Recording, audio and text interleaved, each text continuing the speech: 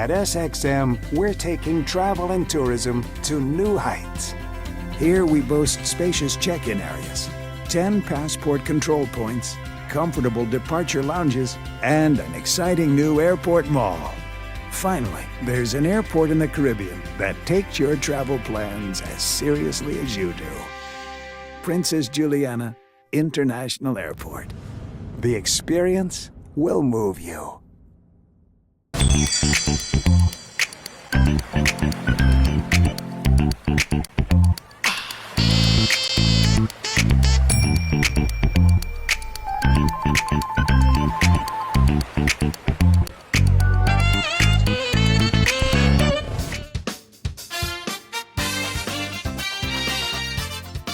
Welcome to the Late Night Show. Hope everything is okay. Hope everything is all right. I'm your host, Andy. Okie dokie, kids. What's happening on the lovely island of St. Martin? We begin with the news of, interesting stuff have been happening. The government is still being formed, so have no worries. The 2x4 is still intact, even with Messalina slapping everybody, all he candidates. The doctor, the formateur, and the prime minister soon to be, so they say, is continuing with his plan, which is to ignore the public outcry, to ignore everybody else's situation when it comes to them wanting a job. Hence the reason why they sign up for the party in the first place, the USM. However, he's going to do what he wants. He's not going to take any prisoners, and he's going to just go ahead and ignore all the noise, even though it's 8 to 9 candidates who are salty. The candidates continue to be upset at the fact that, they're not being included. So let's put it like this. Dr. Meslita will continue to just ignore them. I'm ignoring you. I said I'm ignoring you. Stop ignoring me, ignoring you! I have no other way to put it. I have no cute way to break it down. He just continues to form his government, hoping that the rest of his ministers will be soon to be ministers instead of just, second draft picks or those who are in limbo waiting to get the approval or the positive advice of the Secret Service for St. Martin. There's an interesting story that I saw in the newspaper today, which is kind of funny because it's a newspaper. The Member of Parliament of the No Party, Kevin Minget, decided to, issue a public call to the Minister of Justice, Anna Elaine Richardson, who is the outgoing Minister of Justice, about the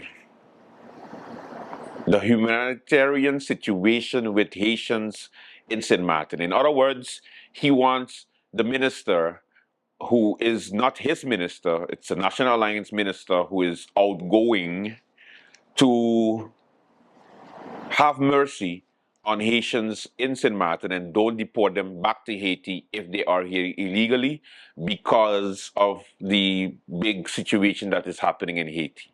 What's happening in Haiti? Pete, let me just give him a little bit of, a little clip of the situation currently in Haiti, because it's not a laughing matter for sure. Under the cover of darkness, a U.S. military helicopter evacuated non-essential personnel from the U.S. Embassy in Port-au-Prince. The embassy will remain operational, and that same helicopter brought in extra security, presumably U.S. Marines, to help guard the embassy as the increased gang violence that has paralyzed Haiti continues. Other embassies, including the German and European Union embassy, also evacuated diplomats by helicopter. And this is really, for foreign diplomats, essentially the only way to get out of the country at this point, because the airport remains closed after fighting from the gangs attacking police. Came very close to the Port-au-Prince airport. One plane was actually damaged by the gunfire. I'm told by diplomats that tried to leave over the land border to the Dominican Republic is simply too dangerous at this point because of all the checkpoints that gangs have set up. So for the lucky few diplomats who were able to go out by helicopter, that is really the only way out. Other diplomats who have remained behind in country have said that their stores of food and water are running low. Of course, for the thousands of Haitians who have been displaced by the gang violence, it is a much, much more difficult and dangerous situation. All eyes are on Prime Minister Ariel Henry, who it is believed remains in Puerto Rico, unable to return to his own country, and under increased pressure from the U.S. and from political parties in Haiti to come up with a diplomatic solution, to announce the formation of a transitional government, to say when elections could be held. Up until now, though, Henry has kept largely silent and has not stated what his intentions are. Patrick Ottman, CNN Havana. Okay, so now that you're up to date, yeah, it's, it's something that happens all the time. The question now is, will the minister actually listen? I know that a few months ago, a similar call was made by different members of the community to the Minister of Justice, and she ignored the hell out of them by just continuing deportation and didn't discriminate. She just, anybody that was found illegally on the island was deported. No special treatment, no matter the circumstance, what's happening in the country, because you can imagine that if we find, any residents from Palestine here, or Israel, or any of the other countries that have issues going on, of Ukraine, do we not send them back because, the situation in their country is dire? But of course, Kevin Minget wants to show the Haitian population in St. Martin that he cares, and that he has a special place for Haitians in St. Martin. So therefore, give them a little bit of leeway. Don't send them back. Just let them be here.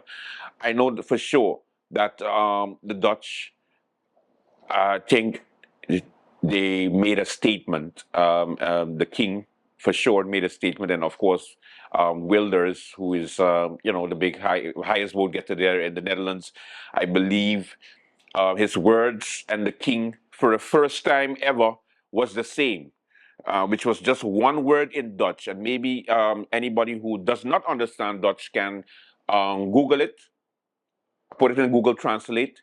But I think the word is "donder up." Yeah, that was one word in a statement concerning the Kevin Minget request. It was released by the Foreign Department, basically saying "donder up." You should look it up. It's good stuff. So basically, I'm going to read some of the statements from MP Minget, because I found it was hilarious, because clearly, clearly, this nigga ain't write this press release for sure. I could tell you that. But it's always fun.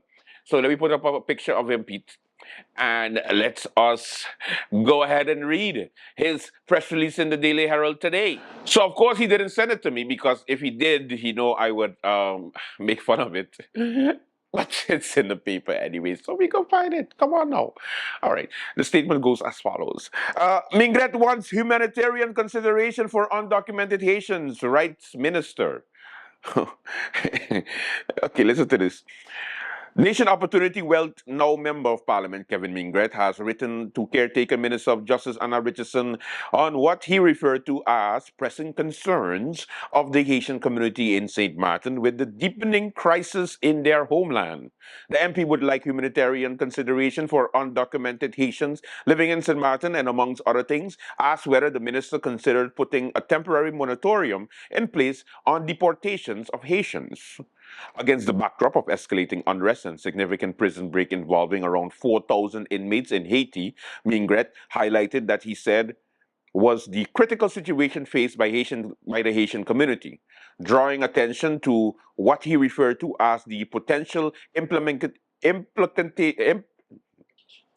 damn, implications for safety and stability in both countries. The recent events, he said in a press release, have prompted concerns from him about the safety and fair treatment of Haitian nationals, particularly those undocumented residing in St. Martin. Mingret's letter to Minister Richardson is a plea for humanitarian consideration amidst necessary border security measures, inquiring specifically about the steps the government is taking to prevent the deportation of Haitians back to their turmoil-stricken homeland. Now, listen, I think I could read a little bit, right? And if you see me stumbling so much on this AI written press release, how in God's name would Kevin Mingret read it himself? Especially somebody who speaks in the third person. Because you know him, I, Kevin Mingret, believe that Haitians are people too. I, Kevin Mingret, don't want to see them deported to their homeland. Therefore, I, Kevin Mingret, have written a letter to the Minister of Justice, Anna Richardson, who is no good, who I have no confidence in, who I am replacing with a now member, Lyndon Lewis, to be the next Minister of Justice. But I want Anna Richardson, who is the outgoing Minister for the National Alliance, to do something about it now. You get it? Do something about it now. Let's continue this fake press release. In the letter, the MP asked how St. Martin intends to balance these security measures with compassion for those caught in the crisis, ensuring they are not forced back in a dangerous situation, and asked if the minister has considered issuing a temporary moratorium on deportations for Haitians given the current crisis in their home country. This is the third time in the press release that he mentions the same thing differently. You notice the first thing is he has a concern about the Haitians being sent back home. What's government doing? The second paragraph, government should take into consideration how serious the situation is, because sending Haitians back to Haiti would be very bad. The third paragraph, he says, I believe that sending Haitians back would be bad. Therefore, I want to know what the minister is doing. He said it 3 times, 3 different ways. Yeah, I am a whole journalist, so I noticed what he did there. That is hilarious. You want more? I'll give you more. MP Mingret further acknowledges the dual necessity of safeguarding Haitian nationals in St. Martin, while recognizing the need for strengthening border security measures. Okay, hold up. You know what that means? Let me read that for the kids in the back who didn't hear me. MP Mingret further acknowledges, so he accepts, he understands, he gets it, that dual necessity of safeguarding Haitian nationals in St. Martin, so safeguarding Haitians who came here illegally, while also recognizing the need to strengthen the border security measures. You see why AI ain't good for everything? You ungrateful bastard. Shut up. Shut up. I'm not speaking to you. Not today. AI, not today. We good enough when you need free therapy, though. I'm not speaking about you. I'm talking about Kevin's AI, not you AI. You ungrateful ass. Pete, you should have a mute button for this thing, Anyway. So, he wants to strengthen the border. But at the same time, put a moratorium in place to not deport the Haitians. Which one it is? Make up your mind. It can't be both. You can't notice that we are fragile and we need to secure our borders, and we need to make sure that no more illegal people come here. But then at the same time, you're just like, hey, be a human. Allow the Haitians to come, safeguard themselves, stay here, and be safe from the onslaught in Haiti. It's like his political career all over the place. This stance stems from the concerns over regional instability potentially affecting St. Martin. Oh, I want to know this. Especially in the light of the recent escape of 4,000 prisoners in Haiti, Minget urges for an approach that balances humanitarian support for Haitians with pragmatic border control to manage risks associated with the crisis, aiming to protect both local and Haitian communities within the framework of international obligations, it was stated in the press release. Now, that basically says the same thing what I just read between having border security and also making sure they stay here without being deported. There is a balance, but there isn't because our security might be at risk. What? You see why AI ain't good for everything? You do it for your homework, but you don't do it as a member of parliament, and then you don't read it back over. You just put it back into the computer. You put it in the computer. It comes out. You're like, "Ooh, this look good, boy. This looks sophisticated. Sounds good, boy. Let me send it out to the Herald only because if I send it to everybody else, they're gonna clown me. Too late, nigga. Too late." Mingret asked Richardson again, to elucidate on the measures which are being taken to strengthen border security and how these measures account for the fair treatment of individuals seeking refuge from violence and unrest. Do you have a headache? I have a headache. Let me say that again. Mingret asked Richardson to elucidate on the measures which are being taken to strengthen the border security and how these measures account for fair treatment of individuals seeking refuge from violence and unrest. Very easy. You deport them back. I just answer for her. Deport them back. That's how you secure the border, since you want to secure the border. Which one you want? You want to safeguard them or you want to secure the border? You can't have both. That's like Trump saying, illegals, we need to build a wall. But you know what? Things are rough going out there. You know what? Let me just open the border just a little bit. But we need to secure it for the rest of the week, so we're going to just leave it open on Mondays. Trump would lose the election. What?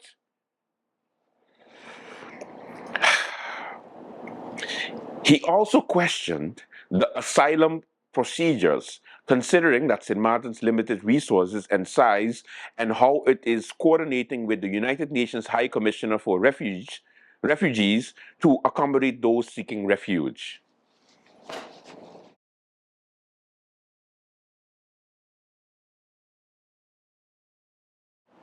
So, MP Mingret, I just going to stop reading because I'm going to get upset. And I'll say that foreign affairs, in Dutch you say buitenlandse zaken, does not fall under the jurisdiction of St. Martin. Thank God. Because lawmakers like you just make me very scared. Because as a member of parliament, you could have just sent a letter, wait for the minister to school you on the procedures and how everything is done since you just reached into government. You ain't even 2 months old yet and you're already starting to run. You ain't even start to crawl yet. You ain't start to get up yet on your training wheels. No, you just thinking you could just send a letter and tell the Minister of Justice, asylum and refugees need to be protected. Lawmaker, do your homework, especially since your party, remember your party, ask your leader, Christophe Emmanuel, who has successfully negotiated the portfolios of education, culture, youth, and sport, and justice about how to go about doing these type of things.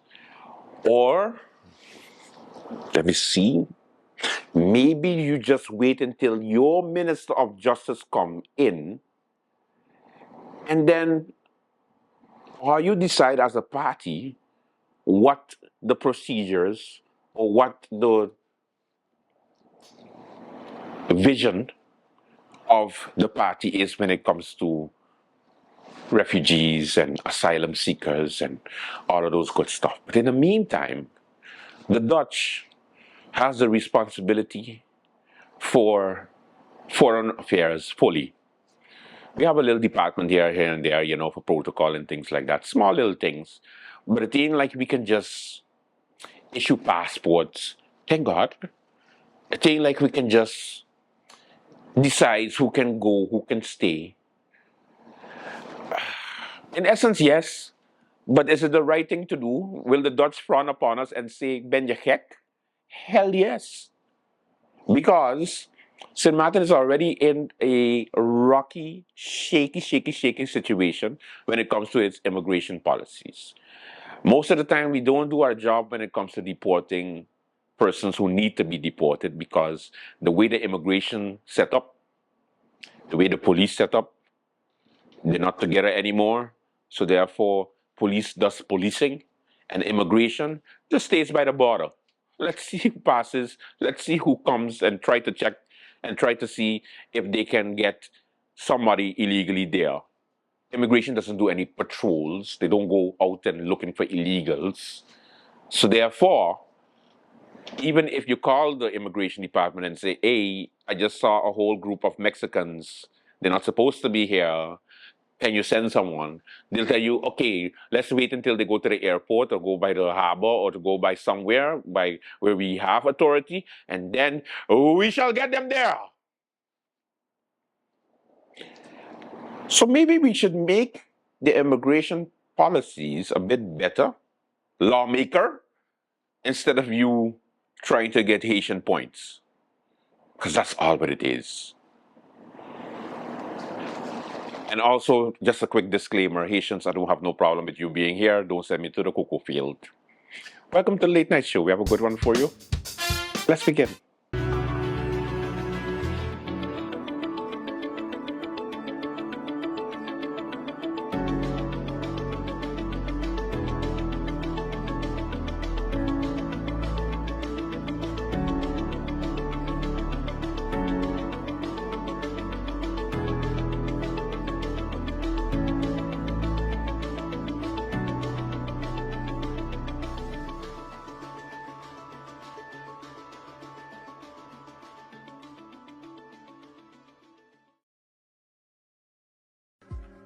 Hi guys, it's Jimmy Sachs. It's always an honor to visit St. Martin. My first two performances at Roxy Beach were epic. We recorded the hit single Smile. Second time we did Time.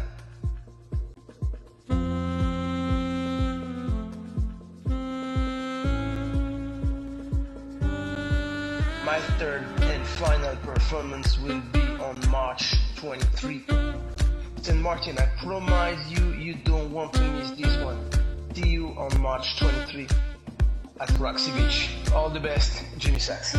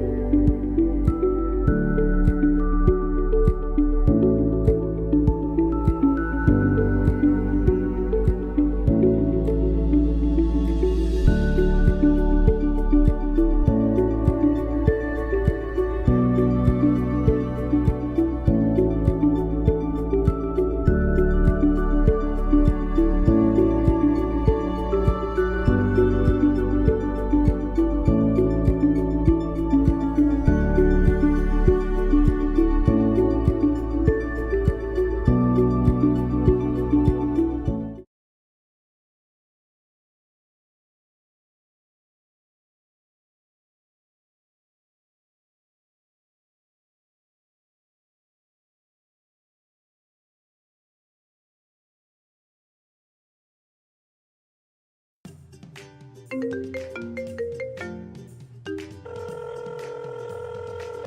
Mom. How are you? Hi, darling. I'm fine. Just calling to say hi. Oh, okay. We got over here. Girl, I here watching this movie and it.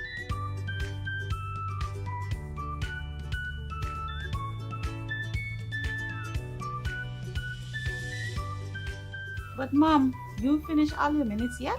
No, girl. Talem has new postpaid plans and automatically upgraded my postpaid package. Is that so? Guess what? I am getting more minutes and almost double the amount of data for the same price. I guess I'm making a switch now. Let me call you back, Mom. Hey, Tash, you hear about Telem new postpaid plans?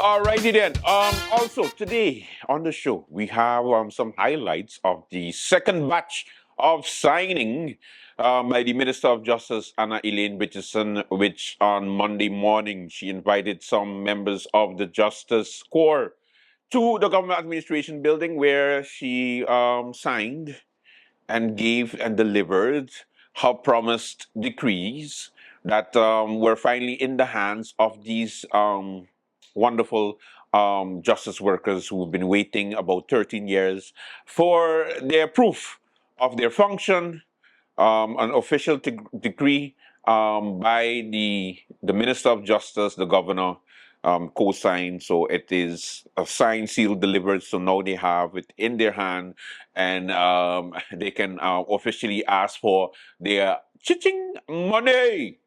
Of course, Pete was at the government administration building on Monday, whereby he was, talked to some people over there and also got the Minister of Justice to get the atmosphere of the wonderful justice workers receiving what is due to them. So without further ado, I'm going to go ahead and start with the first batch of the second batch. I am calling to join me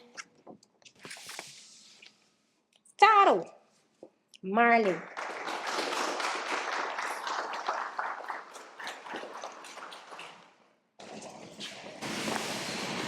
I'm not so sure why we have a third chair. You could just put that to the side and sit here with me.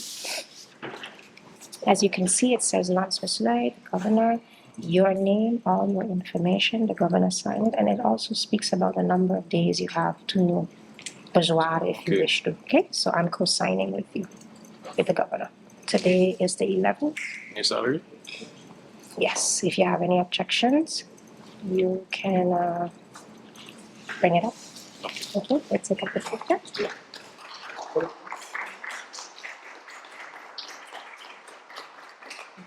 Thank you. Thank you.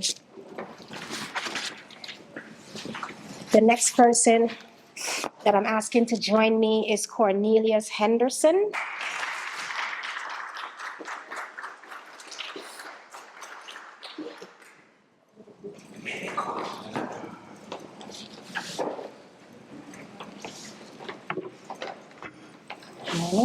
So next slide, all your information, your name, the governor signed. I'm going to co-sign, and you can see the information about if you have to, if you wish to bezoar, then you have 30 days. Okay. Today is the 11th of the 3rd month, 2024. So there we go. I'm gonna yeah. You'll get it in 2 days or so. Yeah. The next person to join me is Teddy Charlie. And if Teddy's not here, then Mr. Baptiste, will you join me, please? I must say I'm surprised that Teddy's not here. All right, so on the slide, his information, his name, his information, signed by the governor.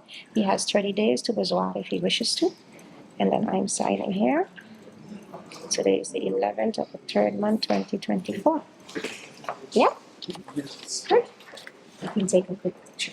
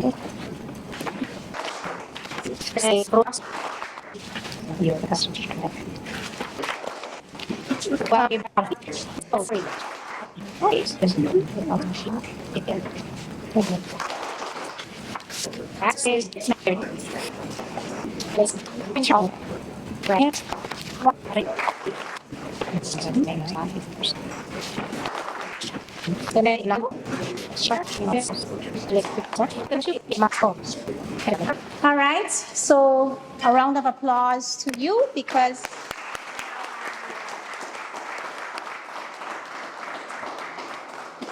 and as a token of, I believe the staff has some apple cider and I don't know, another drink to kind of celebrate the moment. So we can move over to that.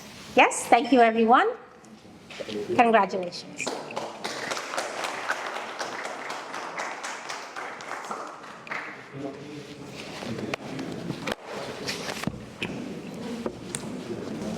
What sort of information is being brought in the leadership as far as they receiving this elders? Is it in conformity with what you anticipated? Does the elders reflect what your members have been longing to receive?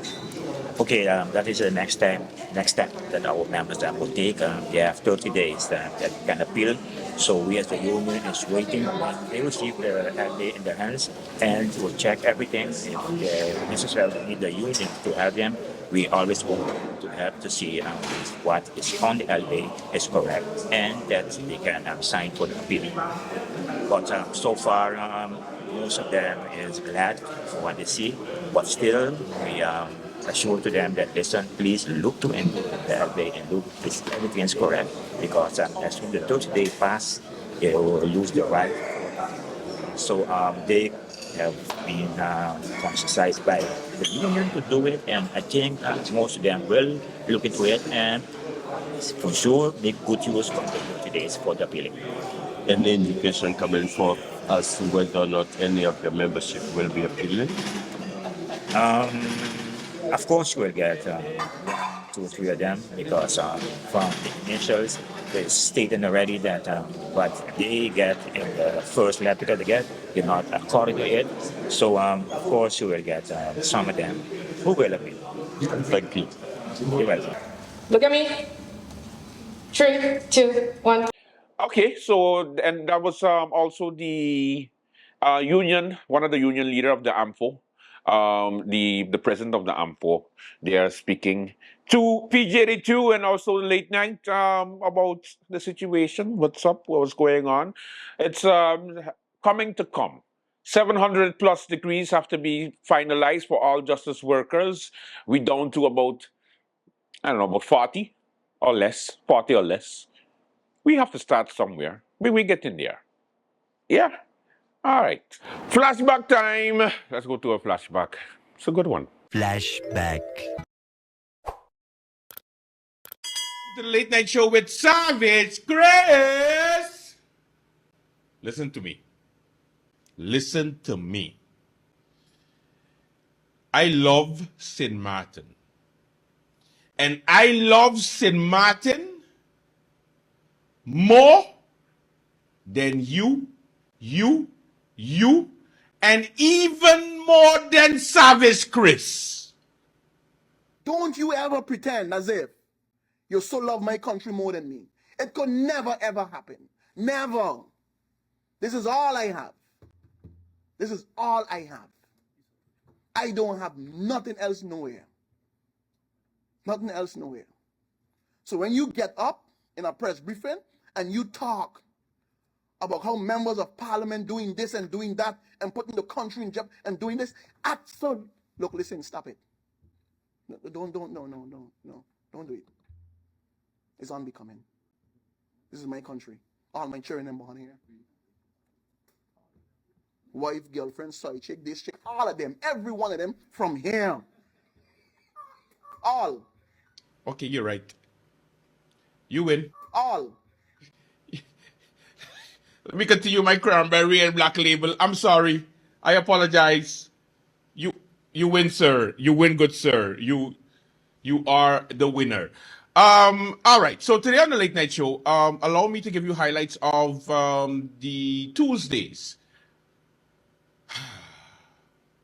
body debate, because bodies dropped on the ground when Savage Chris, Member of Parliament Christopher Emmanuel, came out and gave an hour and change presentation dismantling every single member of the Council of Ministers. Now, of course, some got away, but some got it.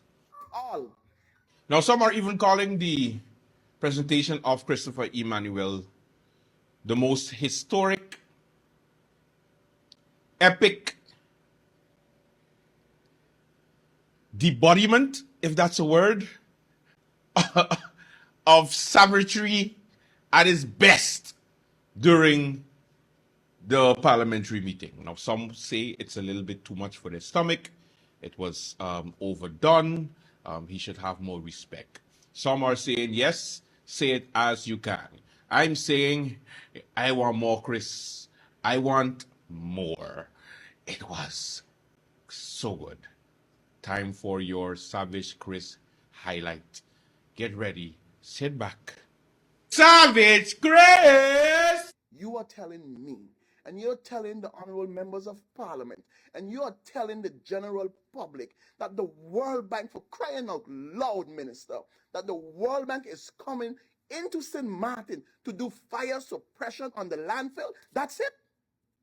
That's it. Then my question to you, honorable minister, show me in the budget. What are you going to do with the tires? What are you going to do with the pallets? What are you going to do with the batteries? What are you going to do with the white stuff? What are you going to do with all those things? And if you're telling me, yeah, that you're going to ship it out gracefully, Madam Chair, show me in the budget the cost to do that. Because in your budget, it is zero. Not one guilder is put aside, set aside to deal with anything from the Ministry of Rummy, from the government of St. Martin. Savage Chris! We don't see something is wrong with the cost and the amount of money that we spend to send patients to Colombia, simply because, and here's the thing, how is it that we can take patients from this country, send them to Colombia to see Luis Ramon Perez, a heart specialist, to see Gustav Samos, to see Felipe Gonzalez, and we spend millions sending them to Colombia? 1 month, 2 months, half a year, 1 whole year, St. Martin patients are still in Colombia. All of them can go and see those renowned doctors in Colombia. But St. Martin cannot bring Ramon Samon Gonzalez to St. Martin. How? How is it possible the same doctor that we are sending our patients to, the same specialists that we are sending our patients to in Colombia for treatment, that same individual, that one individual, that one doctor working in those hospitals in Colombia, we cannot bring that same one doctor from Colombia to St. Martin because his degree ain't recognized. So if his degree is not recognized to bring him St. Martin, how in the world, Minister, explain this to me? His degree is recognized for to send St. Martin patients to him in Colombia. How? Savage Grace! Madam Chair, gracefully, I don't want to get in the discussion with who's benefiting. I don't want to do it. But you know, sometimes because this is a double budget, you just have one good angel on one side and the bad angel on the other side. Well, the bad one on the other side is poking me right now with a trident and saying, say it, talk it, say the truth, talk the word. But no, I'm going to listen to the good one today. Savage Grace! To the Honorable Minister of Theatre, let me get it out now. Leave Carnival alone. Leave the boys and them alone. I am not a Carnival person, Honorable Minister, Honorable Chair. But this Carnival was the best ever. From people that I have spoken to, from family that came and bunked by me, it was the best Carnival that they have had ever. Don't listen to my colleague Chacho. Leave Alston alone. Leave Granger alone. Leave them alone. It was the best Carnival St. Martin have seen ever. That's all I want to say to you. Savage Grace! But I want to know the St. Martin representative for Barron Point, the young lady who was a fixture in your office, not in the ministry, in your office. You traveled with her, you had dinner with her, you went all over with her. She was a permanent fixture. She was the St. Martin representative for Barron Point in your office. Then the question is, how they get the bid? How they won that bid? No one, not one member find out something wrong with that. And then, Madam Chair, the rumor is that the good young lady is pregnant. That's the rumor, Madam Chair. MP Emmanuel, now I need to ask you to leave the persons and personalities we can do that out, please. And, you know, just don't let it become insulting to anyone, because then I will have to ask you. My apologies, Madam Chair, and I can change the tone of that. Thank you, MP. Okay? Honorable Minister, where's the person today representing Barron Point? Where? I can understand the concern, and I know exactly why the Honorable Chair has asked me not to go down the road where I want to go. And I would not do it out of respect. I would not do it. Savage Grace! So tonight here, I'm not going to call the Prime Minister a liar. I'm not going to say it. I'm simply going to say inconsistencies. Inconsistencies. Madam Chair, I don't want to say what Murray would say. Well, that is I'll say. That was inconsistent. That, Madam Chair. Because today we know from her own colleague, the Minister of Justice, and also from the Vice President of the World Bank, said that the monies to repair the Phillipsburg prison and the Simpson Bay prison is coming from the trust fund. It's coming from the World Bank. It's coming from there. And when we asked the Honorable Prime Minister, she said no. When we asked the Honorable Prime Minister, Madam Chair, the assessment that is being done by the adjusters concerning the library, give us a figure. How much is it? What is being done? My colleague made mention. The Prime Minister said she don't know. She herself is waiting for an answer. We are going to know on this certain date, and when she knows, we will know. We're still waiting. But the next day, the Honorable Minister of Education came into Parliament, and we asked him the same question. And he said, 550,000, And it could go up to 783,600. But please note, Wycliffe, did you really say that? Yes, I'm a pastor. I don't like it. But why would you sell me out? Because I don't like you. I want your job. Don't you understand? I want to be prime minister. God says so. Savage Grace! I'm pointing my finger at the Honorable Minister, Prime Minister, and also at the Minister of Justice. Madam Chair, today from April 16th, I believe, or even earlier, there are 3 Colombians that are in holding cells here in St. Martin. Cubans. 3. That tried to commit suicide in our prisons. It was a bloodbath in the prison. They wrote Viva la Cuba in blood on the walls in the prisons. They are locked up. You know why they are locked up, Madam Chair? They were working in St. Martin, working. And when they asked for their pay, the good gentleman, whoever he is, I know he be, called immigration for them, and they are locked up. My question now, honorable ministers, gracefully, Madam Chair, what would have happened if they had died in prison? What would have happened if they had died in prison? And up to this present day, honorable chair lady, you hear not one word in terms of the health concern from the Minister of Health.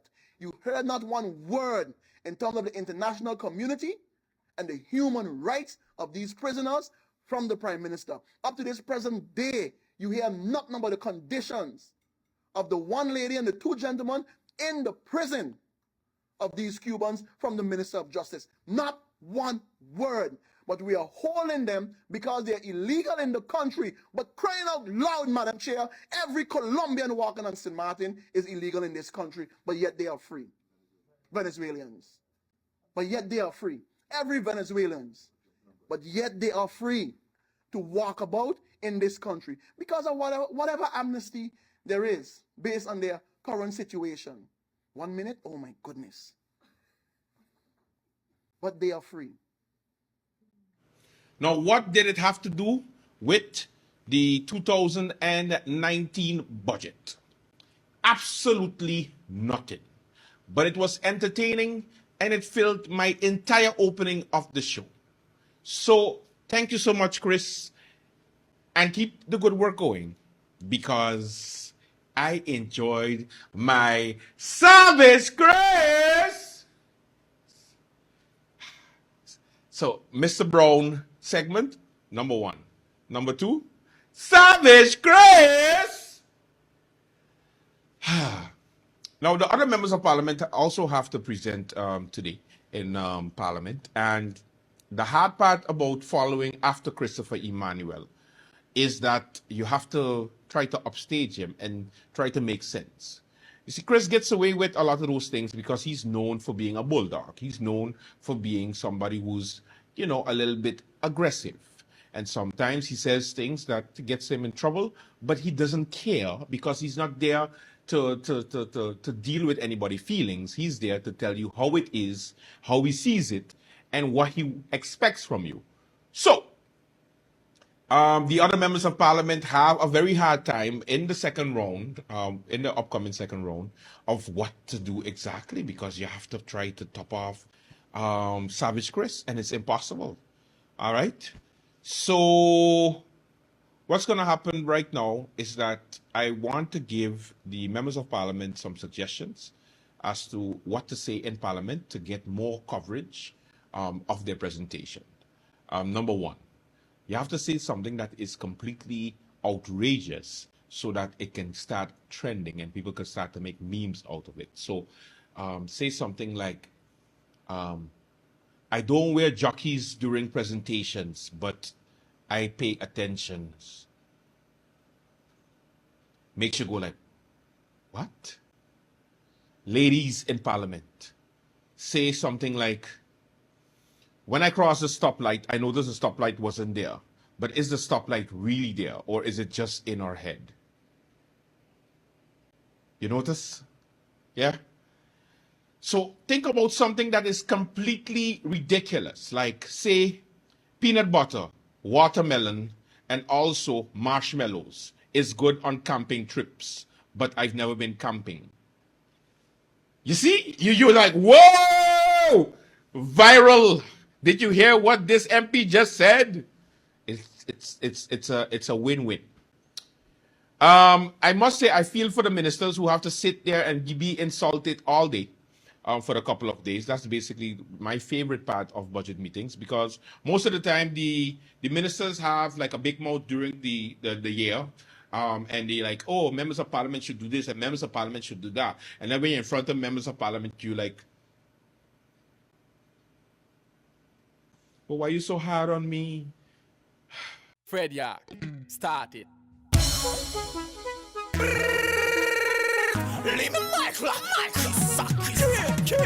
Red Ice Crew, alongside KRYS. We so overload up here. When we touch the road, we going overload. Don't matter hold me back, Canada back on track. We going on low, going on low, going on low. When we touch the road, we going overload. Don't matter hold me back, Canada back on track. We going on low, going on low, going on low.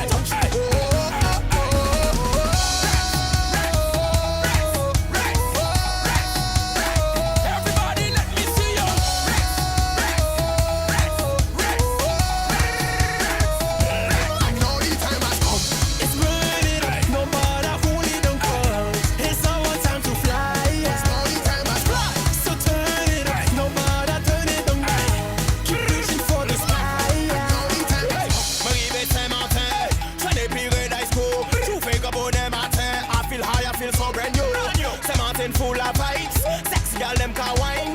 Look at this on a mass, everybody put your hands high. Girl go down, go down, girl go down, go down, girl go down, go down and stop. Girl back it up, me when you back it up, and me back it up and now drop. Boy, me girl who tell me sexy, me feel cadency. Come out here with a risky baby, pas j'ai arrêté.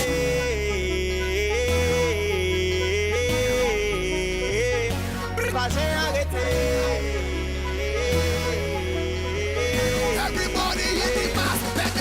When we touch the road, we going overload. No matter hold me back, Canada back on track. We going on low, going on low, going on low. When we touch the road, we going overload. No matter hold me back, Canada back on track. We going on low, going on low, going on low. Girl, if it's you, I see I'm whining on that. And the bumper back, gonna be slim or fat. I know that you like it. She's smiling and still trying to fight it. It shook me, I give a share by it. I'm loving this carnival. No, it's not a crime. If you know how to whine, come on, let's have a good time. If you really don't mind,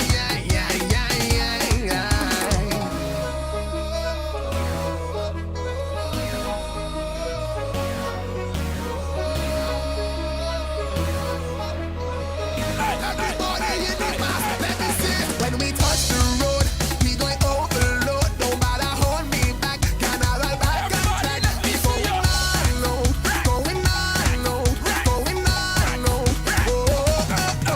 When we touch the road, we going overload. No matter hold me back, Canada back on track. We going on low, going on low, going on low.